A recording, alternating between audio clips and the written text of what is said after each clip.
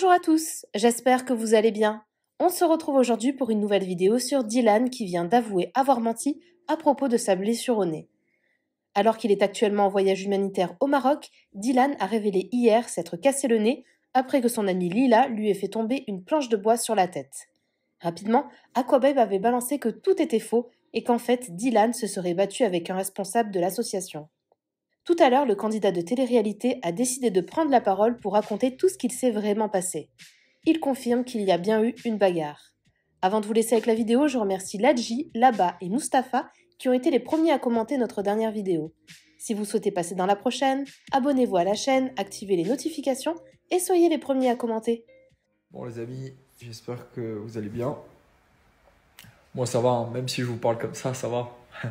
J'ai toujours le smile et tout parce que y a rien, en vrai y a rien du tout. Je vais juste vous dire un truc. Quand tu es suivi par 1 million de personnes, dont 22% de mineurs, il y a des trucs que tu fais attention. Tu sais, tu peux pas dire tout et n'importe quoi. Déjà que la Terre a été énormément salie avec tout ce qu'on entend, tout ce qui se passe, on va pas en rajouter une couche. On essaye de montrer l'exemple. Mais ça, ceux qui n'ont pas une grande communauté, qui ne sont pas influenceurs, ne peuvent pas le comprendre.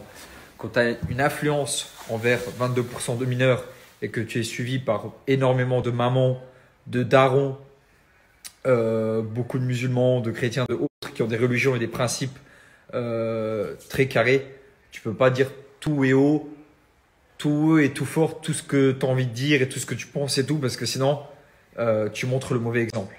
Alors même si on est des influenceurs et beaucoup d'entre nous, on aime le buzz, là, clairement, on n'a pas envie d'en faire. T'as vu?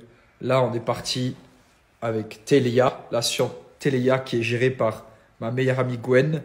Et on n'est pas parti sur les anges de la télé-réalité. C'est-à-dire que là, on est dans du concret, on est dans de l'humanitaire. C'est-à-dire que le but, c'est de montrer l'exemple et d'aider les plus démunis. C'est pas de créer des bad buzz, des buzz et tout ça. Ça, ce n'est pas le but. C'est pour ça que quand je vais dire à Lila, dit qu'il y a une planche de bois qui m'est tombée sur le visage, voilà, on entend ça, on l'accepte et point barre. Peu importe ce qui s'est passé. Parce que le buzz, on n'en a pas besoin. On cherche pas le buzz, on cherche pas ça. Alors que le buzz, on peut l'avoir. Si vous préférez que je vous dise, ils étaient à 3 contre moi et ils m'ont défoncé la gueule, je peux le dire aussi. Mais c'est pas ce qu'on recherche. Après, qui a tort, qui a raison, ça, vous n'étiez pas sur place.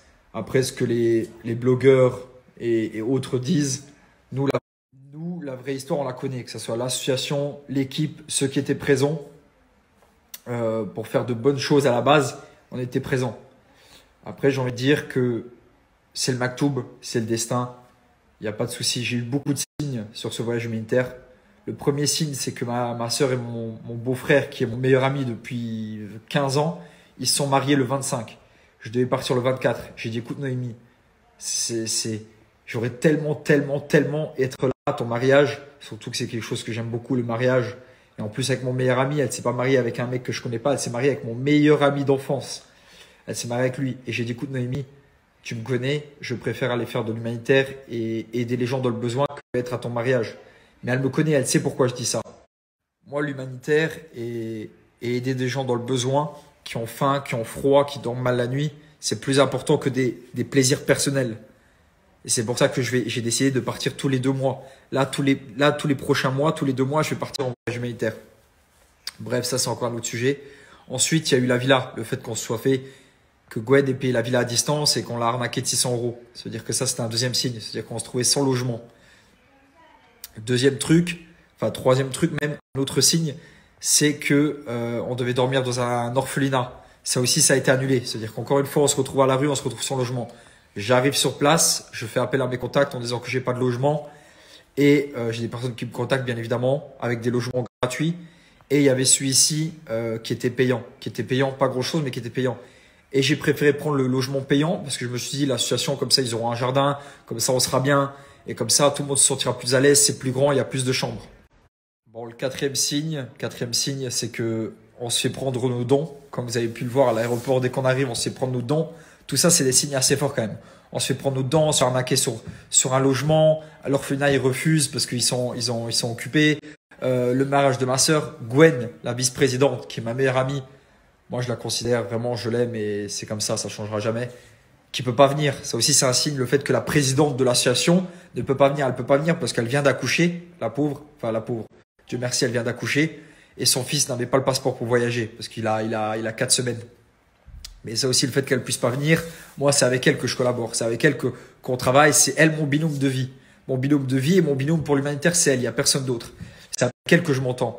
Et du coup, je me retrouve à partir avec des inconnus, des gens que je connais pas, que j'ai vu 2-3 fois, avec qui j'échange pas, avec qui j'écris pas, qui me connaissent pas, qui savent pas à quel point ça me tient à cœur les choses. C'est-à-dire que je pars avec 11 inconnus. Du coup, quand tu pars avec des inconnus, il y a toujours des tensions parce qu'on se comprend pas, on se connaît pas. Et il n'y a pas de je suis au-dessus, je suis pas au-dessus. Ça, c'est les blogueurs qui racontent de la merde. Vous savez, si aujourd'hui je me déplace avec 11 inconnus et que je fais des voyages humanitaires avec des inconnus, c'est parce que je me considère comme eux. Tu sais, on est tous humains. Le seul qui est au-dessus, c'est Dieu. C'est pas parce que tu as une pastille bleue et que tu as 1 million de followers. Moi, je suis un être humain avant tout. Mais je peux plus penser comme ça. Je peux plus penser comme ça. Je peux plus penser comme un mec banal, machin, tout ça, parce que je me retrouve avec des gens qui me voient d'une certaine façon, qui m'aiment ou qui m'aiment pas, qui pensent que je me prends pour quelqu'un alors que pas du tout. Et c'est compliqué. C'est très compliqué. Et c'est pour ça que, tu vois, je suis le seul, sans me la vanter, c'est pas du tout pour me la péter, mais je suis le seul de la Terre-Haïti qui va partir avec 11 inconnus. 11 personnes que je ne connais pas, qui viennent d'origines différentes, qui ont une autre culture, une autre mentalité. Tu sais, le luxembourgeois, les Français, ils ont d'autres mentalités, c'est pas le même truc. Et qu'on le veuille ou non, quand tu es dans un groupe de 12 personnes, il y a des gens qui viennent pour l'humanitaire et il y a toujours des gens qui viennent un peu parce que c'est sympa. Ils se retrouvent dans une villa, on part à Marrakech, c'est cool. Et on va pas là pour les mêmes vraies raisons.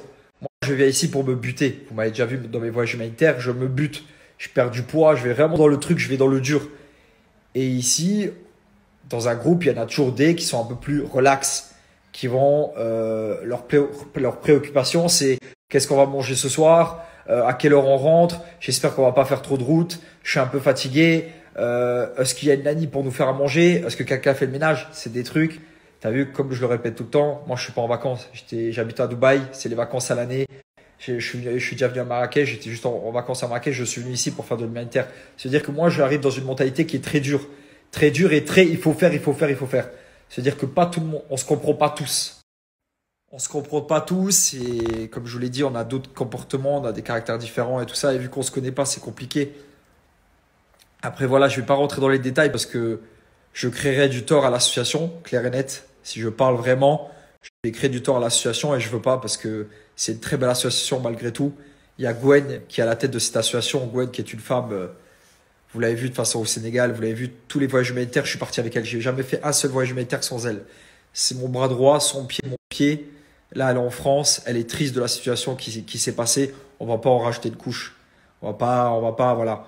On va dire en gros qu'on a des comportements différents, ça s'est mal passé, dommage. Il y a eu ce qui s'est passé, c'est triste, mais c'est la réalité. Après, voilà, on n'a pas voulu s'exprimer pour pas salir l'association, pour pas parler de ça, parce que ça reste quelque chose de sale malgré tout. Là, tout le monde est parti en France. C'est comme un exemple tout bête. Quand j'ai su que le Maroc était bloqué, encore un 6e signe, le Maroc était bloqué, on devait rentrer en France. Et moi, j'ai dit non, je reste. J'ai dit que je ferais 10 jours de voyage humanitaire, j'en ferais 10. Même si après, je dois rester bloqué 2 mois ici, je ferai mon voyage humanitaire. Je veux pas partir. Il a fallu que on me casse le nez pour que, au final, je dise bon, il faut que je rentre. C'est peut-être le signe de trop. Tu vois, j'en ai eu des signes, comme je vous l'ai répété juste avant, il y a eu beaucoup de signes. Les villas, le mariage de ma sœur, les dons, les machins, tout a été bloqué, machin, le Maroc qui bloque et tout. Je voulais pas partir. Moi, quand je dis que je vais au Maroc faire un voyage humanitaire de 10 jours, je fais mes 10 jours. J'en fais pas en moins. Ou j'en fais en plus, mais j'en ferai pas en moins. Et du coup, même quand j'ai su que le Maroc était bloqué, je me suis dit, c'est pas grave, on reste. Il a fallu vraiment qu'on me casse le nez, qu'il se passe ce qui s'est passé pour que je décide de rentrer. Là, toute l'association, ils sont rentrés en France. Il n'y a plus personne qui est au Maroc. Pourquoi ils sont partis? Bah, sûrement parce que aussi ils auraient été bloqués. Mais ça dépendrait que de moi. On serait resté. Si j'avais pas le nez cassé, je serais resté. Je serais resté alors que dans quelques jours, je commence les travaux de la maison de ma mère. Alors que j'ai beaucoup de trucs à faire à Paris. Ça fait 4 mois que je suis pas rentré chez moi à Dubaï. Il faut le dire quand même. J'ai 27 ans, j'ai pas 20 ans. Ça fait 4 mois que je suis pas rentré chez moi à Dubaï. Que je travaille non-stop, que ça soit... je suis parti en tournage et j'ai que enchaîné tout ce que j'ai fait là auparavant. J'enchaîne. Je suis pas rentré chez moi. Je dors chez un pote, je dors chez ma mère. C'est pas chez moi. Je suis pas chez moi. Je fais plus trop de sport parce que j'ai pas l'occasion alors que je suis un acharné de sport. Du coup, voilà, bientôt le prochain truc, c'est les travaux de ma mère. Ensuite, c'est le voyage à la Mecque. Et dans 9 jours, j'enlève ce pansement. Vous inquiétez pas, il n'y a rien. C'est un détail. De toute façon, on va commencer bientôt, on commence les entraînements de boxe. Bientôt, sûrement, voilà, on en parlera plus tard. Mais c'est pas très grave. Ouais, vraiment, ça a l'air impressionnant comme ça. Mais en vrai, c'est parce que j'ai le nez bouché que je parle bizarre et que j'ai un pansement sur le visage. Mais en vrai, il n'y a rien. Le nez, il a été cassé, il l'a remis droit, il l'a clac, il l'a remis droit. L'œil, c'est parce que je me suis mouché, alors il a gonflé. Mais en vrai, il n'y a rien. Dieu merci, il y a pire dans la vie. On va pas se plaindre. Mais voilà, comme ça, vous avez, entre guillemets, la vérité. N'en faites pas un drama. N'en faites pas un drama parce que derrière cette association, comme je vous l'ai dit, il y a une femme qui est vraiment, vraiment incroyable. Je donnerai ma vie à cette femme, clairement. Du coup, voilà, on va arrêter d'en parler. Vous avez la vérité, vous avez la vraie version.